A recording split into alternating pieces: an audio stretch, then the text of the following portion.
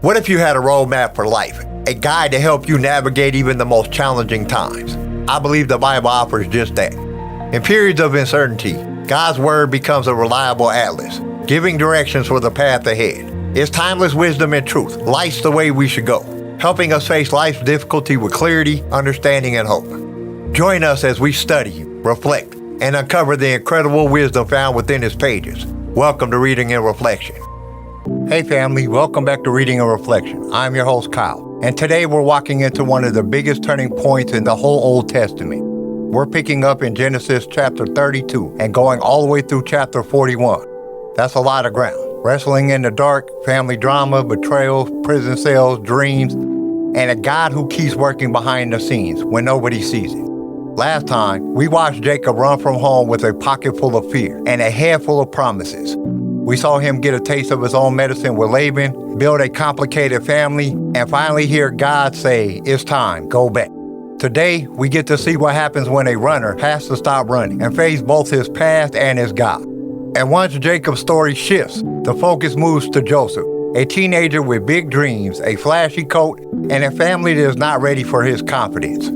His life looked like a downward spiral on paper, from favorite son to slave, from trusted servant to prisoner. But if you've ever looked at your life and thought, this can't be the path to anything good, Joseph's story is proof that God can build palaces out of places you hate. This one is for anyone who is tired of running, trapped in regret, or stuck in a season that feels unfair. God's not done writing. But before we jump in, we gotta pray. Prayer before word. My dear Lord, thank you for being faithful across generations, from Jacob to Joseph and all the way to us. You see our past, our secrets, our wounds, and our future all at once. As we speak through these chapters, don't just let us learn about Jacob and Joseph. Let us hear what you are speaking to us, where we've been running. Slow us down. Let us reveal where we feel forgotten. Remind us you are working. Cover us with your peace. In Jesus' mighty name, amen. Now let's walk through this story and pay attention to where it touches our own lives and see how our wonderful God keeps things moving. All right, into the Word we go. Part 1, Genesis 32. Jacob also went on his way, and the angels of God met him. When Jacob saw them, he said, "This is the camp of God." So he named that place Mahanaim. Jacob sent messengers ahead of him to his brother Esau in the land of Seir, the country of Edom. He instructed them, "This is what you are to say to my lord Esau. Your servant, Jacob, says, I have been staying with Laban and have remained there till now. I have cattle and donkeys, sheep and goats, male and female servants. Now I am sending this message to my lord, that I may find favor in your eyes." When the messengers returned to Jacob, they said, "We went to your brother Esau, and now he is coming to meet you, and 400 men are with him." In great fear and distress, Jacob divided the people who were with him into two groups, and the flocks and herds and camels as well. He thought, if Esau comes and attacks one group, the group that is left may escape. Then Jacob prayed, "O God of my father Abraham, God of my father Isaac, Lord, you who said to me, 'Go back to your country and your relatives, and I will make you prosper.' I am unworthy of all the kindness and faithfulness you have shown your servant. I had only my staff when I crossed this Jordan, but now I have become two camps. Save me, I pray, from the hand of my brother Esau, for I am afraid he will come and attack me, and also the mothers with their children. But you have said, I will surely make you prosper, and will make your descendants like the sand of the sea, which cannot be counted." He spent the night there, and from what he had with him, he selected a gift for his brother Esau: 200 female goats and 20 male goats, 200 ewes and 20 rams, 30 female camels with their young, 40 cows and 10 bulls, and 20 female donkeys and 10 male donkeys. He put them in the care of his servants, each herd by itself, and said to his servants, "Go ahead of me, and keep some space between the herds." He instructed the one in the lead, "When my brother Esau meets you and asks, 'Who do you belong to? And where are you going? And who owns all these animals in front of you?' then you are to say, 'They belong to your servant Jacob. They are a gift sent to my lord Esau, and he is coming behind us.'" He also instructed the second, the third, and all the others who followed the herds. "You are to say the same thing to Esau when you meet him. And be sure to say, 'Your servant Jacob is coming behind us.'" For he thought, "I will pacify him with these gifts I am sending on ahead. Later when I see him, perhaps he will receive me." So Jacob's gifts went on ahead of him, but he himself spent the night in the camp. That night, Jacob got up and took his 2 wives, his 2 female servants, and his 11 sons, and crossed the ford of the Jabbok. After he had sent them across the stream, he sent over all his possessions. So Jacob was left alone, and a man wrestled with him till daybreak. When the man saw that he could not overpower him, he touched the socket of Jacob's hip, so that his hip was wrenched as he wrestled with the man. Then the man said, "Let me go, for it is daybreak." But Jacob replied, "I will not let you go unless you bless me." The man asked him, "What is your name?" "Jacob," he answered. Then the man said, "Your name will no longer be Jacob, but Israel, because you have struggled with God and with humans and have overcome." Jacob said, "Please, tell me your name." But he replied, "Why do you ask my name?" Then he blessed him there. So Jacob called the place Peniel, saying, "It is because I saw God face to face, and yet my life was spared." The sun rose above him as he passed Peniel, and he was limping because of his hip. Therefore to this day the Israelites do not eat the tendon attached to the socket of the hip, because the socket of Jacob's hip was touched near the tendon. Jacob is going home. God told him to. This part is good news. The bad news is Esau still exists.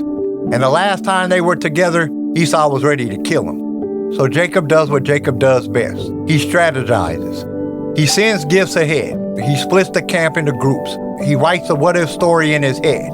He plans for the worst-case scenario like a professional. Finally, he sends everyone across the river, and he stays behind, alone. No wife, no kids, no servants, no animals, no distractions. Just Jacob, the night, and his thoughts. And then someone grabs him. He ends up wrestling all night with a mysterious figure. More than human, but close enough to throw his hip out of joint.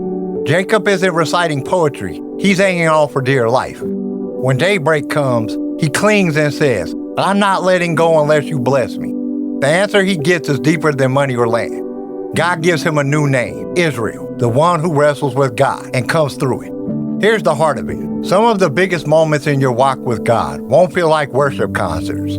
They feel like wrestling matches. You won't always be shouting, "I trust you," with a big smile. Sometimes you'll be hanging on saying, "I don't understand, but I'm not letting go."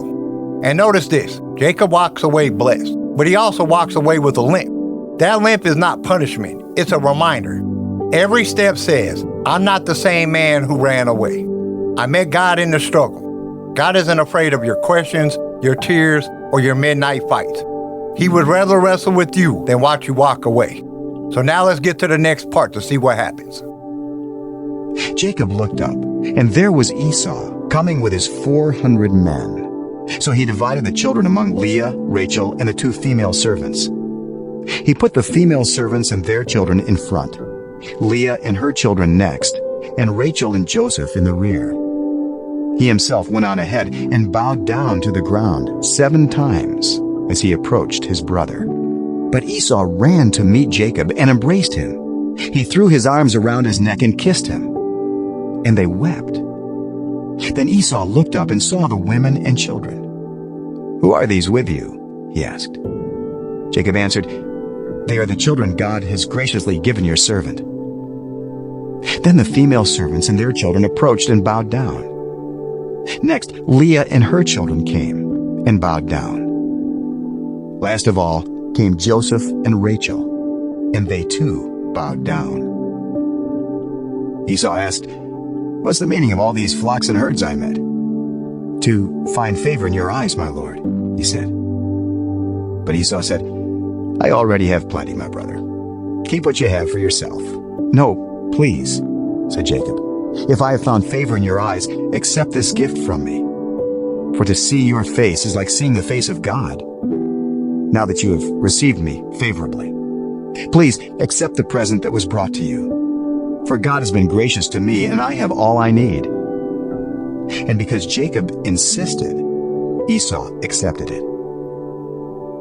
Then Esau said, "Let us be on our way. I'll accompany you." But Jacob said to him, "My lord knows that the children are tender, and that I must care for the ewes and cows that are nursing their young.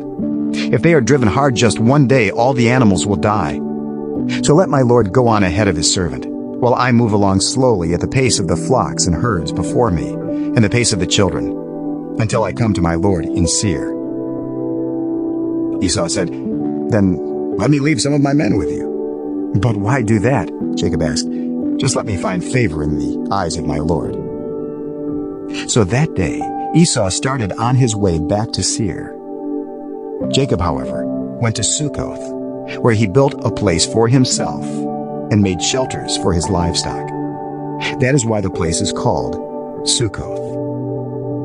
After Jacob came from Padan Aram, he arrived safely at the city of Shechem in Canaan and camped within sight of the city. For 100 pieces of silver, he bought from the sons of Hamor, the father of Shechem, the plot of ground where he pitched his tent. There he set up an altar and called it El Elohe Israel. Morning comes. Dust rises off the road. Here comes Esau with 400 men. Jacob is braced for impact. He lines up his family in order, bows low, heart pounding. But instead of a sword, Esau brings a hug. He runs to Jacob and embraces him, and they both weep. No revenge speech, no "I told you so," just mercy. Jacob has spent all night wrestling, assuming the problem was Esau. But God had already been working on Esau's heart long before they met. We spend so much time writing disaster scenarios in our head. We imagine the worst conversation, the ugliest outcome, the most painful rejection. And sometimes God is like, "You rehearsed 20 ways that this could go wrong. How about letting me write one way that it can go right?" Does reconciliation always end with a Hallmark hug? No. But this moment reminds us that God can do surgery on other people's hearts while dealing with ours. Your job is to obey, apologize, return, speak truth in love, and trust God with the response. Now let's hear what the word says next. Now Dinah, the daughter Leah had borne to Jacob, went out to visit the women of the land. When Shechem, son of Hamor the Hivite, the ruler of that area, saw her, he took her and raped her. His heart was drawn to Dinah, daughter of Jacob. He loved the young woman and spoke tenderly to her. And Shechem said to his father Hamor, "Get me this girl as my wife." When Jacob heard that his daughter Dinah had been defiled, his sons were in the fields with his livestock, so he did nothing about it until they came home. Then Shechem's father Hamor went out to talk with Jacob. Meanwhile, Jacob's sons had come in from the fields as soon as they heard what had happened. They were shocked and furious because Shechem had done an outrageous thing in Israel by sleeping with Jacob's daughter, a thing that should not be done. But Hamor said to them, "My son Shechem has his heart set on your daughter. Please give her to him as his wife. Intermarry with us. Give us your daughters and take our daughters for yourselves.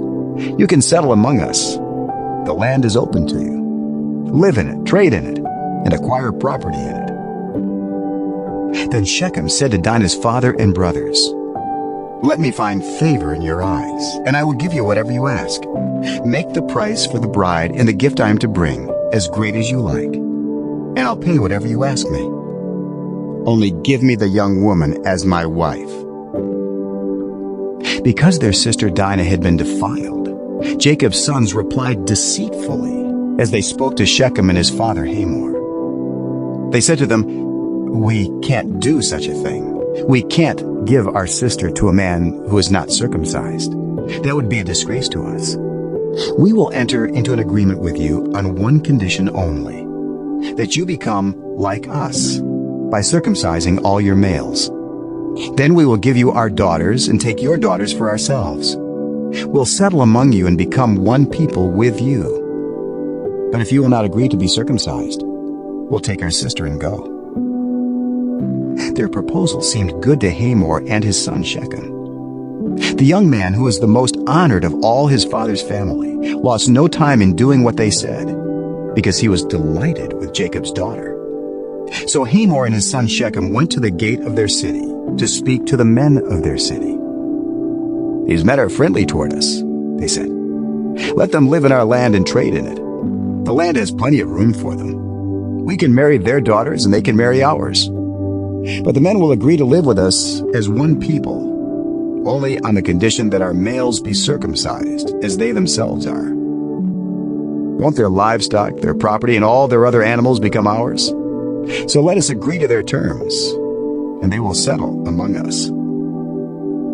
All the men who went out of the city gate agreed with Hamor and his son Shechem, and every male in the city was circumcised. 3 days later, while all of them were still in pain, two of Jacob's sons, Simeon and Levi, Dinah's brothers, took their swords and attacked the unsuspecting city, killing every male. They put Hamor and his son Shechem to the sword and took Dinah from Shechem's house and left.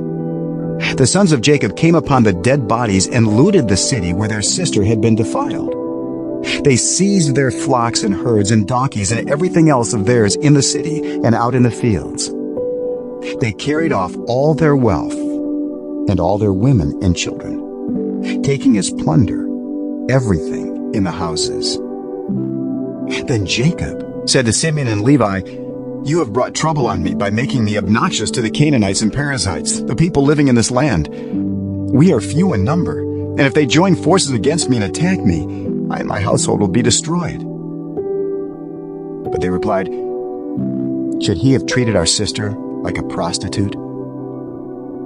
Then God said to Jacob, "Go up to Bethel and settle there, and build an altar there to God, who appeared to you when you were fleeing from your brother Esau." So Jacob said to his household and to all who were with him, "Get rid of the foreign gods you have with you, and purify yourselves and change your clothes. Then come, let us go up to Bethel, where I will build an altar to God, who answered me in the day of my distress, and who has been with me wherever I have gone." So they gave Jacob all the foreign gods they had, and the rings in their ears, and Jacob buried them under the oak at Shechem. Then they set out, and the terror of God fell on the towns all around them, so that no one pursued them. Jacob and all the people with him came to Luz, that is, Bethel, in the land of Canaan. There he built an altar, and he called the place El Bethel, because it was there that God revealed himself to him when he was fleeing from his brother. Now Deborah, Rebekah's nurse, died, and was buried under the oak outside Bethel. So it was named Allon Bakuth. After Jacob returned from Padan Aram, God appeared to him again and blessed him. God said to him, "Your name is Jacob, but you will no longer be called Jacob. Your name will be Israel." So he named him Israel. And God said to him, "I am God Almighty. Be fruitful and increase in number. A nation and a community of nations will come from you, and kings will be among your descendants. The land I gave to Abraham and Isaac, I also give to you, and I will give this land to your descendants after you." Then God went up from him at the place where he had talked with him. Jacob set up a stone pillar at the place where God had talked with him, and he poured out a drink offering on it. He also poured oil on it. Jacob called the place where God had talked with him Bethel. Then they moved on from Bethel. While they were still some distance from Ephrath, Rachel began to give birth, and had great difficulty. And as she was having great difficulty in childbirth, the midwife said to her, "Don't despair, for you have another son." As she breathed her last, for she was dying, she named her son Benoni, but his father named him Benjamin. So Rachel died and was buried on the way to Ephrath, that is Bethlehem. Over her tomb Jacob set up a pillar, and to this day that pillar marks Rachel's tomb. Israel moved on again and pitched his tent beyond Migdal-Eder. While Israel was living in that region, Reuben went in and slept with his father's concubine Bilhah, and Israel heard of it. Jacob had 12 sons. The sons of Leah: Reuben, the firstborn of Jacob, Simeon, Levi, Judah, Issachar, and Zebulun. The sons of Rachel: Joseph and Benjamin. The sons of Rachel's servant Bilhah: Dan and Naphtali. The sons of Leah's servant Zilpah: Gad and Asher. These were the sons of Jacob, who were born to him in Padan Aram. Jacob came home to his father Isaac in Mamre, near Kiriath Arba, that is Hebron, where Abraham and Isaac had stayed. Isaac lived 180 years. Then he breathed his last and died, and was gathered to his people, old and full of years. And his sons, Esau and Jacob, buried him. That part was rough. There's violation, rage, deception, and a violent revenge from Jacob's son that leaves the whole family in a cloud of fear and shame. It's one of those parts of the Bible that remind us that this isn't a fairy tale. These are broken people in a broken world. And sometimes sin doesn't just hurt the person who did it. It poisons the whole environment. Jacob is scared of what the surrounding people will do in response. He's worried and probably wondering if the promise of God is still going to survive this level of dysfunction. Right then, God speaks again. Basically, get up, go back to Bethel, go back to the place where heaven first opened up over you, go back to the moment you knew I was with you. Start there again. Jacob tells everyone in his household to get rid of their idols and change their clothes. He builds an altar at Bethel. God meets him again, reaffirming the promise and repeating the new name. It's as if God is saying, I meant what I said the first time. Your mistakes didn't cancel my calling. Sometimes the path forward from a mess isn't a brand new strategy. It's returning to the last place you clearly heard God speak. Not physically, but spiritually. Remember the season when you were close to Him? Simple, honest, hungry? Go back there in your heart. Clear out all the junk you piled up. Rebuild the altar. Now it's time to listen to the word again. This is the account of the family line of Esau, that is, Edom. Esau took his wives from the women of Canaan: Adah, daughter of Elon the Hittite, and Aholibamah, daughter of Anah, and granddaughter of Zibeon the Hivite. Also Basemath, daughter of Ishmael, and sister of Nebaioth. Adah bore Eliphaz to Esau. Basemath bore Reuel, and Aholibamah bore Jeush, Jalam, and Korah. These were the sons of Esau, who were born to him in Canaan. Esau took his wives and sons and daughters, and all the members of his household, as well as his livestock and all his other animals, and all the goods he had acquired in Canaan, and moved to a land some distance from his brother Jacob. Their possessions were too great for them to remain together. The land where they were staying could not support them both because of their livestock. So Esau, that is Edom, settled in the hill country of Seir. This is the account of the family line of Esau, the father of the Edomites in the hill country of Seir. These are the names of Esau's sons: Eliphaz, the son of Esau's wife Adah, and Reuel, the son of Esau's wife Basemath. The sons of Eliphaz: Teman, Omar, Zepho, Gatam, and Kenaz. Esau's son Eliphaz also had a concubine named Timnah, who bore him Amalek. These were grandsons of Esau's wife Adah. The sons of Reuel: Nahath, Zerah, Shammah, and Mizah. These were grandsons of Esau's wife Basemath. The sons of Esau's wife Aholibamah, daughter of Anah, and granddaughter of Zibeon, whom she bore to Esau, Jeush, Jalam, and Korah.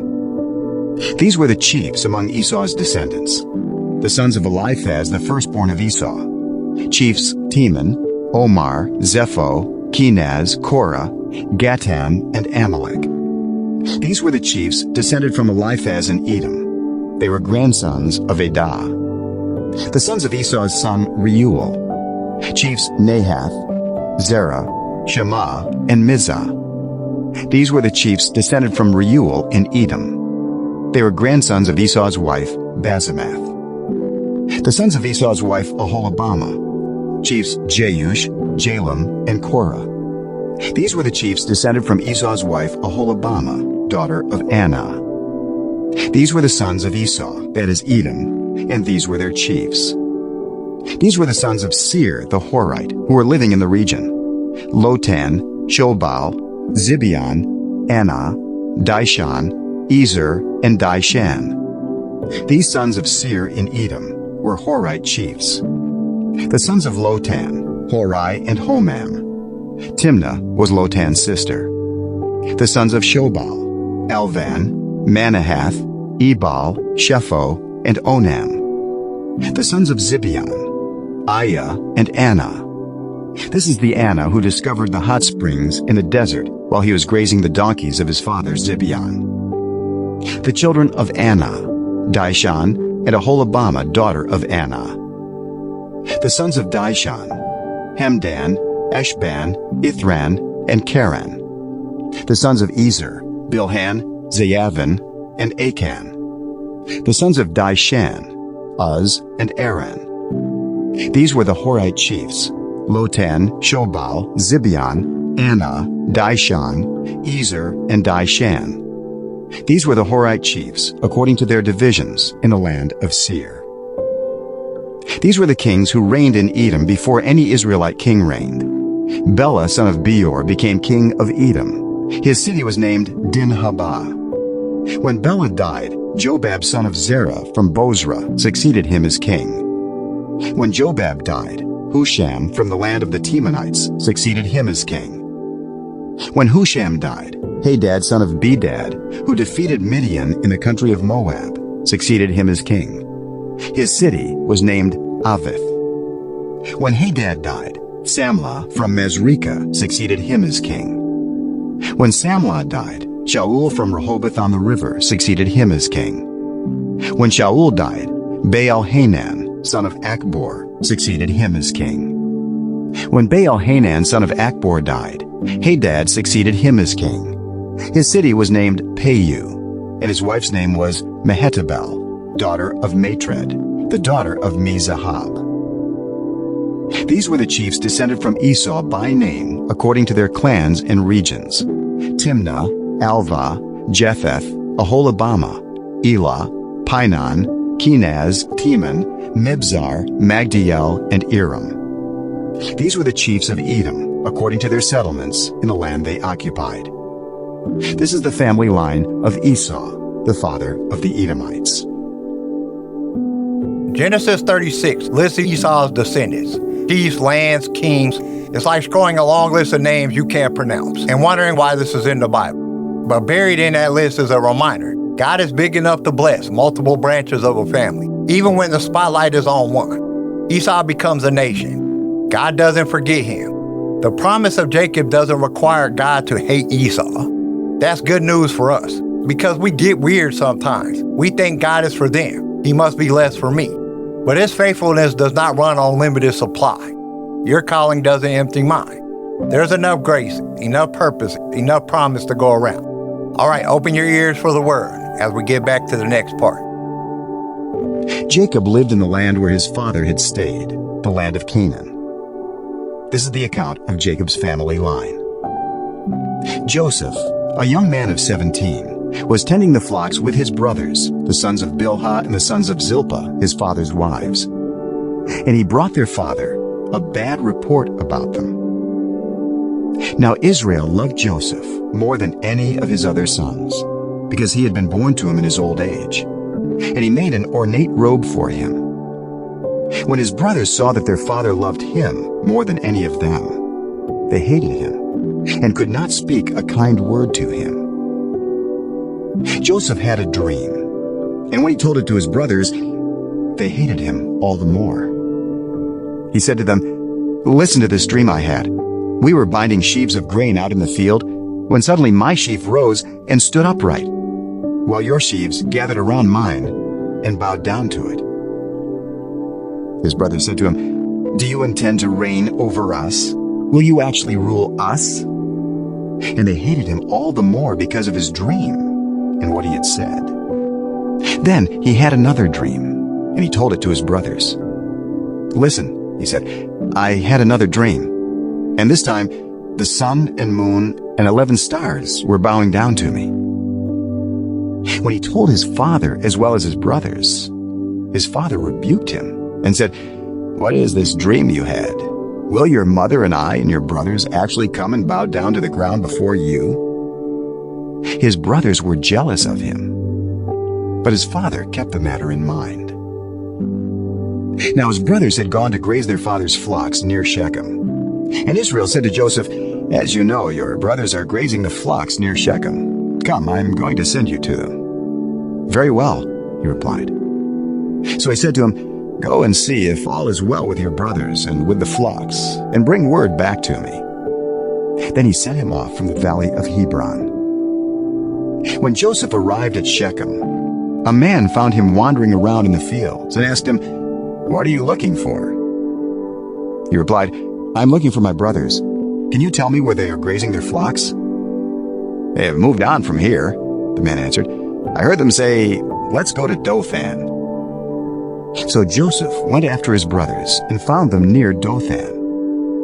But they saw him in the distance, and before he reached them, they plotted to kill him. "Here comes that dreamer," they said to each other. "Come now, let's kill him and throw him into one of these cisterns and say that a ferocious animal devoured him. Then we'll see what comes of his dreams." When Reuben heard this, he tried to rescue him from their hands. "Let's not take his life," he said. "Don't shed any blood. Throw him into this cistern here in the wilderness, but don't lay a hand on him." Reuben said this to rescue him from them and take him back to his father. So when Joseph came to his brothers, they stripped him of his robe, the ornate robe he was wearing, and they took him and threw him into the cistern. The cistern was empty. There was no water in it. As they sat down to eat their meal, they looked up and saw a caravan of Ishmaelites coming from Gilead. Their camels were loaded with spices, balm, and myrrh, and they were on their way to take them down to Egypt. Judah said to his brothers, "What will we gain if we kill our brother and cover up his blood? Come, let's sell him to the Ishmaelites and not lay our hands on him. After all, he is our brother, our own flesh and blood." His brothers agreed. So when the Midianite merchants came by, his brothers pulled Joseph up out of the cistern and sold him for 20 shekels of silver to the Ishmaelites, who took him to Egypt. When Reuben returned to the cistern and saw that Joseph was not there, he tore his clothes. He went back to his brothers and said, "The boy isn't there. Where can I turn now?" Then they got Joseph's robe, slaughtered a goat, and dipped the robe in the blood. They took the ornate robe back to their father and said, "We found this. Examine it to see whether it is your son's robe."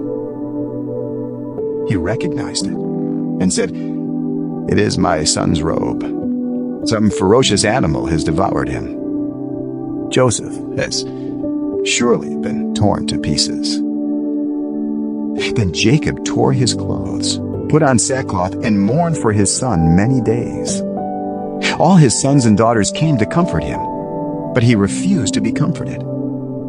"No," he said, "I will continue to mourn until I join my son in the grave." So his father wept for him. Meanwhile, the Midianites sold Joseph in Egypt to Potiphar, one of Pharaoh's officials, the captain of the guard. Now the camera shifts. Jacob has 12 sons, and one of them, Joseph, is clearly his favorite. Joseph gets the kind of robe that screams, "I'm special," and his brothers get the kind of feeling that screams, "We're tired of this." Joseph has a dream. It clearly hints he'll be in a position of authority one day. Instead of quietly journaling it, he announces them at breakfast, twice, to brothers who already don't like him. The message lands like a brick. Is Joseph's dreams from God? Yes. Does he handle it wisely? Not so much. Sometimes God shows us a glimpse of the future, and we treat it like a trophy instead of a responsibility. The brothers snap. They strip him of his robe, throw him into a pit, and eventually sell him to passing traders as a slave. They go home, show Jacob the torn, bloody robe, and let their father believe his favorite son is dead. From Joseph's point of view, this is the worst case scenario. One minute he is the chosen son with bright dreams, the next he is shackled, dragged to a foreign land, and sold like property. It looks like the dream died in the pit. But from God's point of view, this is not the end, it's just the route. Sometimes the road to your calling goes straight to a place you never wanted to be. Now let's hear how the story unfolds. At that time, Judah left his brothers and went down to stay with a man of Adullam named Hira. There, Judah met the daughter of a Canaanite man named Shua.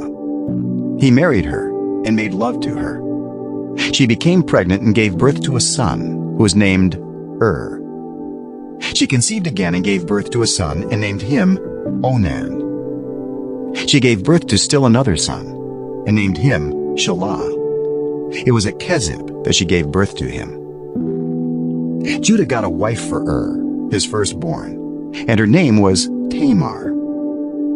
But Judah's firstborn, was wicked in the Lord's sight. So the Lord put him to death.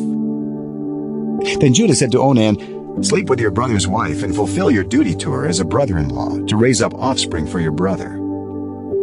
But Onan knew that the child would not be his. So whenever he slept with his brother's wife, he spilled his semen on the ground to keep from providing offspring for his brother. What he did was wicked in the Lord's sight. So the Lord put him to death also. Judah then said to his daughter-in-law Tamar, "Live as a widow in your father's household until my son Shelah grows up." For he thought, he may die too, just like his brothers. So Tamar went to live in her father's household. After a long time, Judah's wife, the daughter of Shua, died. When Judah had recovered from his grief, he went up to Timnah, to the men who were shearing his sheep, and his friend Hira the Adullamite went with him. When Tamar was told, "Your father-in-law is on his way to Timnah to shear his sheep," she took off her widow's clothes, covered herself with a veil to disguise herself, and then sat down at the entrance to Enaim, which is on the road to Timnah. For she saw that though Shelah had now grown up, she had not been given to him as his wife. When Judah saw her, he thought she was a prostitute, for she had covered her face. Not realizing that she was his daughter-in-law, he went over to her by the roadside and said, "Come now, let me sleep with you." "And what will you give me to sleep with you?" she asked. "I'll send you a young goat for my flock," he said. "Will you give me something as a pledge until you send it?" she asked. He said, "What pledge should I give you?" "Your seal and its cord, and the staff in your hand," she answered. So he gave them to her and slept with her, and she became pregnant by him. After she left, she took off her veil and put on her widow's clothes again. Meanwhile, Judah sent the young goat by his friend the Adullamite in order to get his pledge back from the woman. But he did not find her. He asked the men who lived there, "Where is the shrine prostitute who is beside the road at Enaim?" "There hasn't been any shrine prostitute here," they said. So he went back to Judah and said, "I didn't find her. Besides, the men who live there said, 'There hasn't been any shrine prostitute here.'" Then Judah said, "Let her keep what she has, or we will become a laughingstock. After all, I did send her this young goat, but you didn't find her." About 3 months later, Judah was told, "Your daughter-in-law Tamar is guilty of prostitution, and as a result, she is now pregnant." Judah said, "Bring her out and have her burned to death." As she was being brought out, she sent a message to her father-in-law, I am pregnant by the man who owns these," she said. And she added, "See if you recognize whose seal and cord and staff these are." Judah recognized them and said, "She is more righteous than I, since I wouldn't give her to my son Shelah." And he did not sleep with her again. When the time came for her to give birth, there were twin boys in her womb. As she was giving birth, one of them put out his hand. So the midwife took a scarlet thread and tied it on his wrist and said, "This one came out first." But when he drew back his hand, his brother came out, and she said, "So this is how you have broken out." And he was named Perez. Then his brother, who had the scarlet thread on his wrist, came out, and he was named Zerah. Right here in the middle of Joseph's story, we get a hard chapter about Judah and Tamar. It's a messy sexual sin, broken promises, and confrontation. On the surface, it feels like a random detour. But this chapter shows us two things. First, sin doesn't politely say in one generation. Judah, one of the brothers who sold Joseph, is now making his own series of selfish, unjustified decisions. The family dysfunction spreads. Second, God is not scared of complicated stories.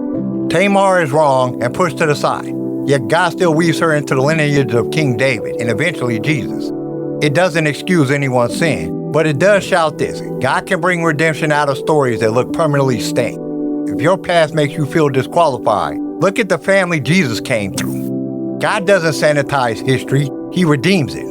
All right, let's hear what happens next. Now Joseph had been taken down to Egypt. Potiphar, an Egyptian who was one of Pharaoh's officials, the captain of the guard, bought him from the Ishmaelites who had taken him there. The Lord was with Joseph, so that he prospered, and he lived in the house of his Egyptian master.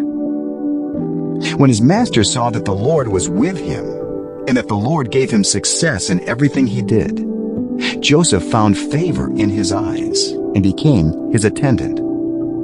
Potiphar put him in charge of his household, and he entrusted to his care everything he owned. From the time he put him in charge of his household and of all that he owned, the Lord blessed the household of the Egyptian because of Joseph. The blessing of the Lord was on everything Potiphar had, both in the house and in the field. So Potiphar left everything he had in Joseph's care. With Joseph in charge, he did not concern himself with anything except the food he ate. Now Joseph was well built and handsome. And after a while, his master's wife took notice of Joseph and said, "Come to bed with me." But he refused.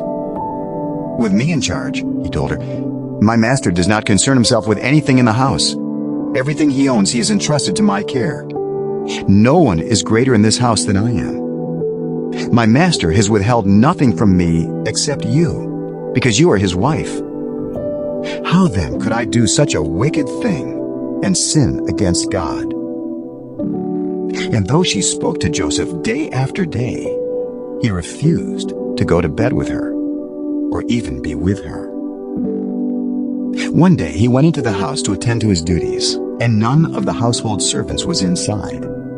She caught him by his cloak and said, "Come to bed with me." But he left his cloak in her hand and ran out of the house. When she saw that he had left his cloak in her hand and had run out of the house, she called her household servants. "Look," she said to them, "this Hebrew has been brought to us to make sport of us. He came in here to sleep with me, but I screamed. When he heard me scream for help, he left his cloak beside me and ran out of the house." She kept his cloak beside her until his master came home. Then she told him this story: "That Hebrew slave you brought us came to me to make sport of me, but as soon as I screamed for help, he left his cloak beside me and ran out of the house." When his master heard the story his wife told him, saying, "This is how your slave treated me," he burned with anger. Joseph's master took him and put him in prison, the place where the king's prisoners were confined. But while Joseph was there in the prison, the Lord was with him He showed him kindness and granted him favor in the eyes of the prison warden. So the warden put Joseph in charge of all those held in the prison, and he was made responsible for all that was done there. The warden paid no attention to anything under Joseph's care, because the Lord was with Joseph and gave him success in whatever he did. We're back with Joseph. He ends up in the house of an Egyptian officer named Potiphar. Joseph isn't where he wants to be, but he decides to be faithful where he is. He works well, he's trustworthy, he rises in responsibility. God's favor shows up in a foreign house. Then Potiphar's wife tries to seduce Joseph repeatedly. He refuses, not because it would look bad, but because it would be a betrayal of God and the trust placed in him. One day she grabs his cloak, runs out, and flips the story, accusing him of the very thing he refused to do. Joseph is thrown into prison for doing the right thing. Sometimes obedience doesn't immediately lead to a promotion. It leads to a prison. Doing the right thing can cost you your reputation, your job, or your comfort. But hear me, God keeps score even when people don't. Innocence doesn't always win in the human court, but it always matters in God's eyes. In prison, Joseph could have shut down. Instead, he continues to be faithful. He serves. He interprets dreams for fellow prisoners. The same God who was with him in his father's tent is with him behind bars. Now it's time to hear what happens next. Sometime later, the cupbearer and the baker of the king of Egypt offended their master, the king of Egypt.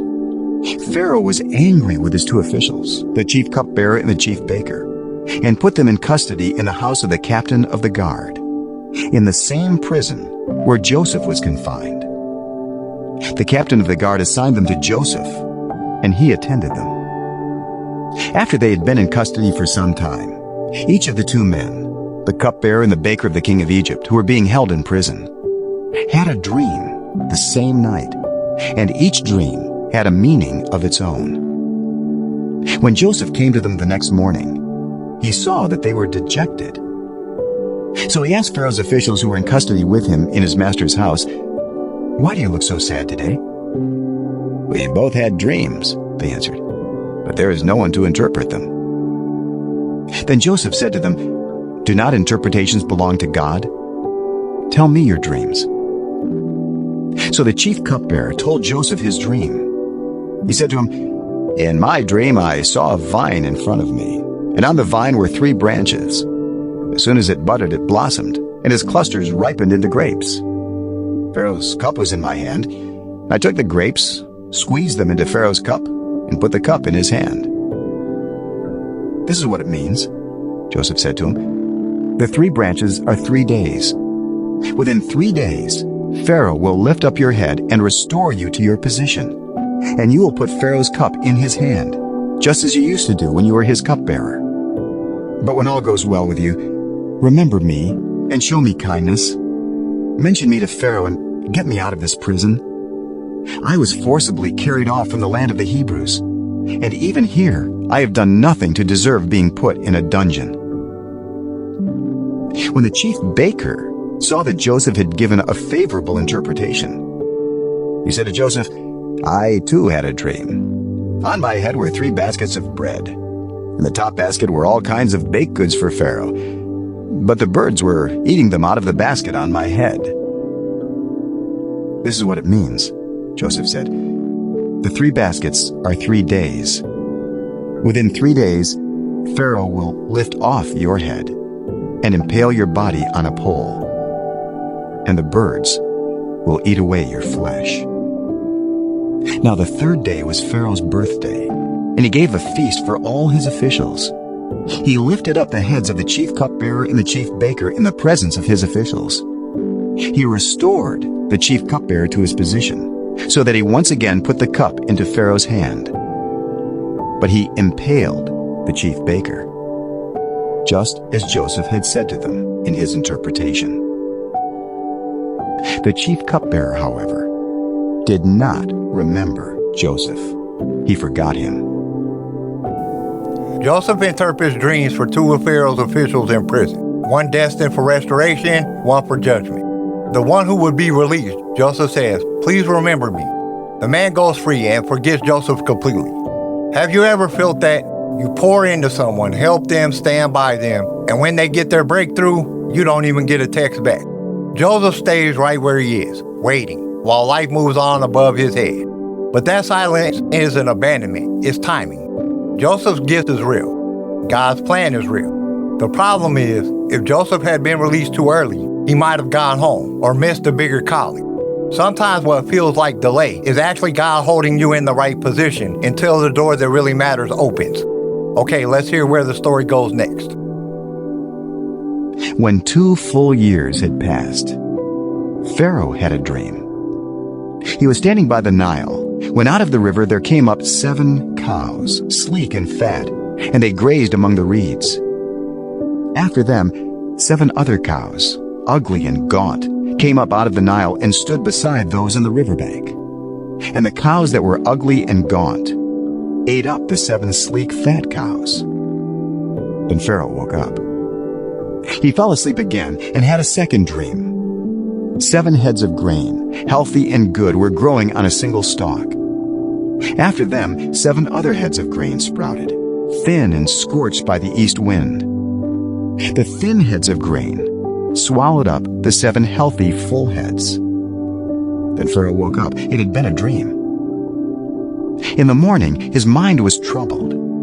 So he sent for all the magicians and wise men of Egypt. Pharaoh told them his dreams, but no one could interpret them for him. Then the chief cupbearer said to Pharaoh, "Today I am reminded of my shortcomings. Pharaoh was once angry with his servants, and he imprisoned me and the chief baker in the house of the captain of the guard. Each of us had a dream the same night, and each dream had a meaning of its own. Now a young Hebrew was there with us, a servant of the captain of the guard.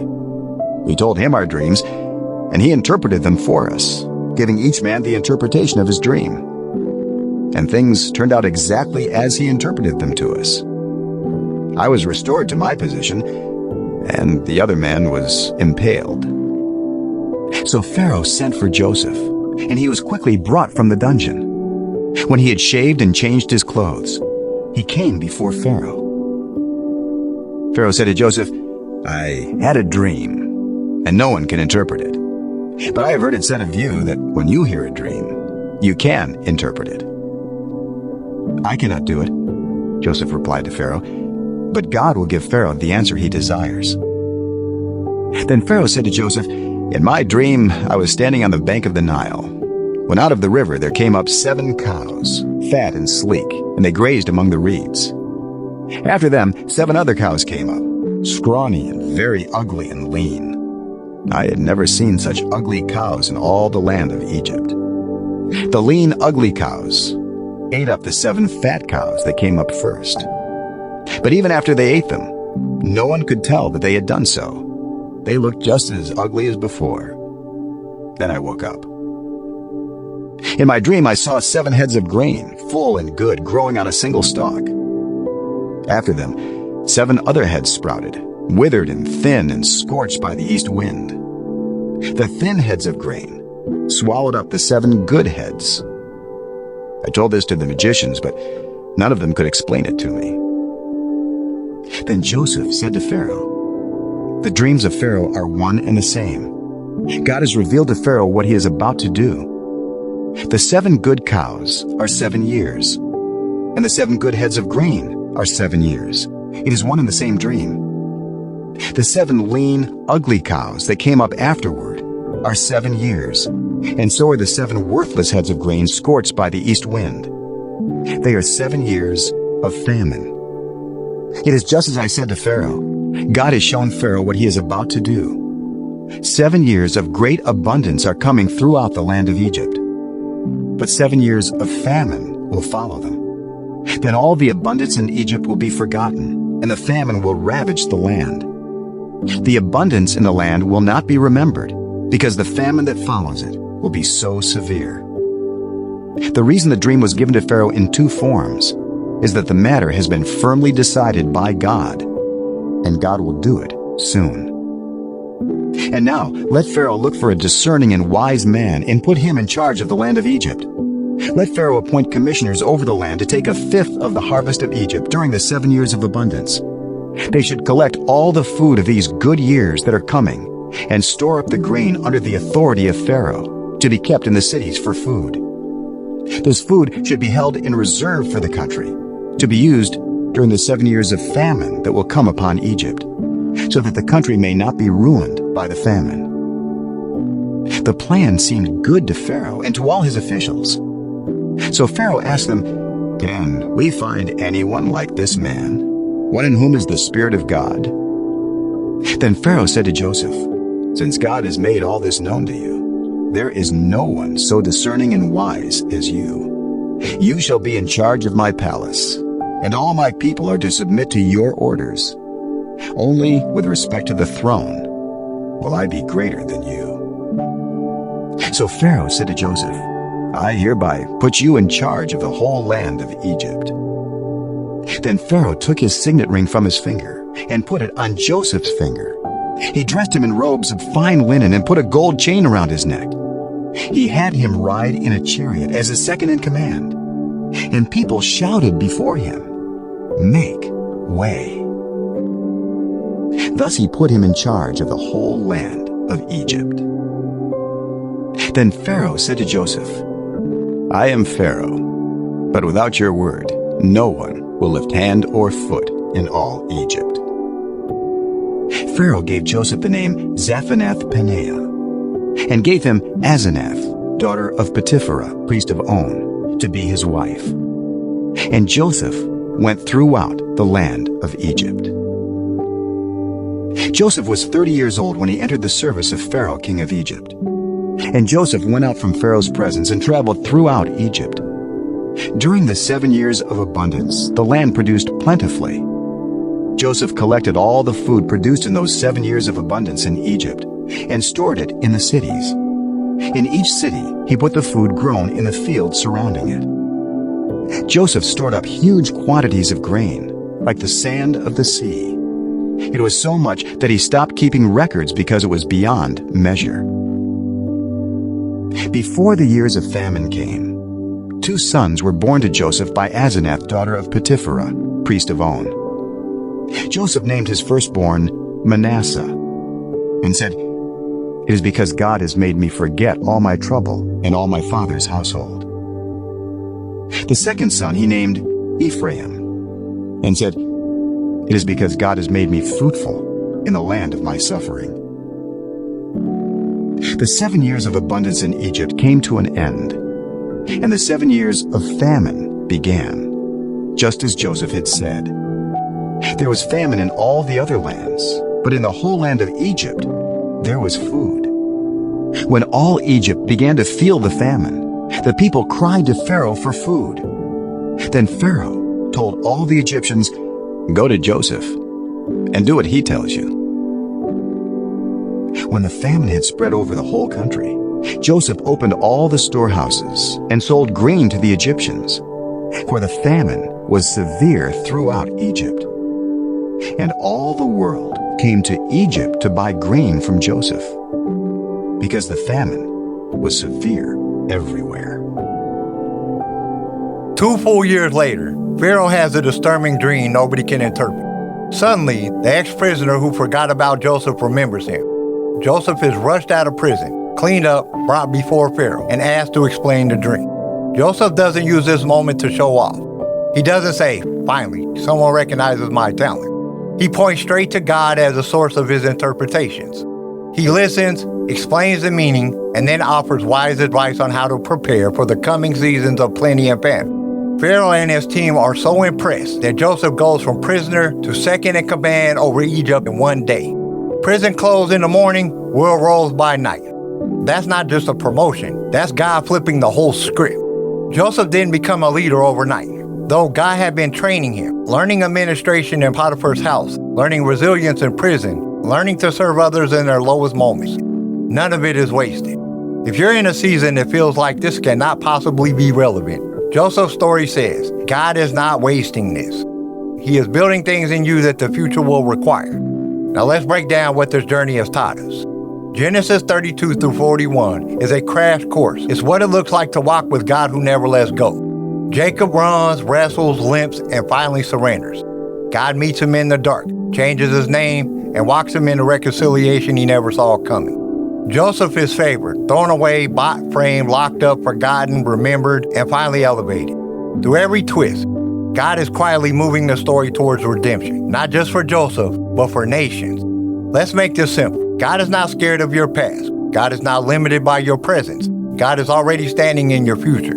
You can wrestle and still belong to Him. You can be in a pit and still be on the path.